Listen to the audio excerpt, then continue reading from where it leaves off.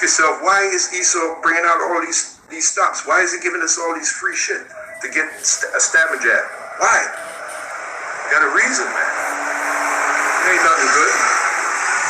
Anyway, going back to the scripture. So there you go. Back in Psalm 124 and 7. Our soul is escaped as a bird out of the snare. And for now, we're escaped, at least mentally, because we know what this devil is all about. Okay?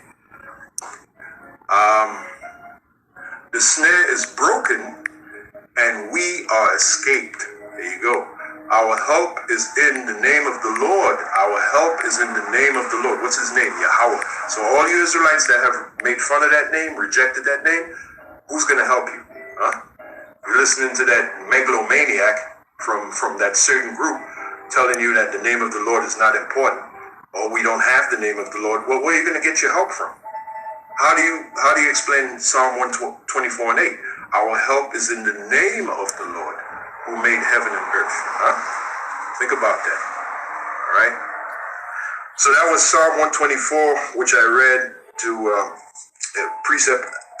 as a precept for Psalm 59:19. Let's go to Jeremiah 51 and 20. Let's read that. Jeremiah 51 and 20. Where are we at? Okay, we're almost at the hour mark. Jeremiah 51 and 20.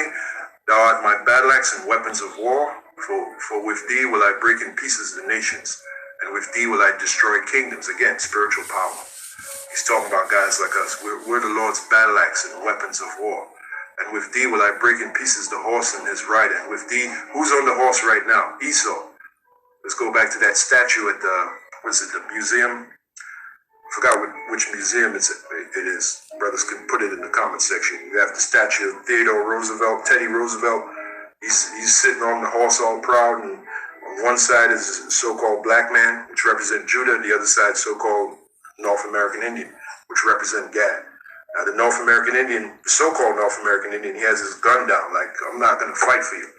But the so-called black man has his gun up, like, I'm ready to fight for you. But the point is, who's sitting on the horse? Esau, Edom, Teddy Roosevelt sitting on the horse, all proud. Okay? So there you go. So with thee will I break in pieces the horse and his rider. So again, that's Esau. That's a metaphor for Esau. All right? We're going to break them in pieces. Their power. And Yahweh Shai going to do the final breaking. And with thee will I break in pieces the chariot, his rider, and his rider. With thee also will I break in pieces man and woman. So we're going to have spiritual power to be able to do that. That's what the men of the Lord are going to do. That's what the prophets are going to do. The apostles, the teachers. We're going to have a hand in that. Okay? With thee will I break in pieces man and woman.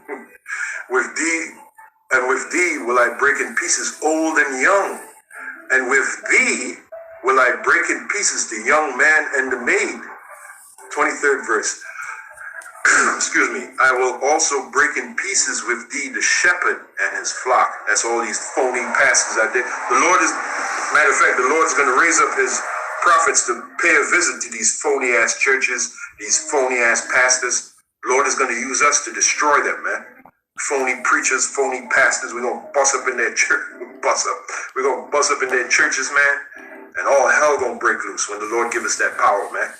Because they're a bunch of freaking liars, adulterers, whores. Oh, man, it's not going to be pretty. Okay, when the Lord give us that power, it's not going to be pretty, man. I will also... Shalom.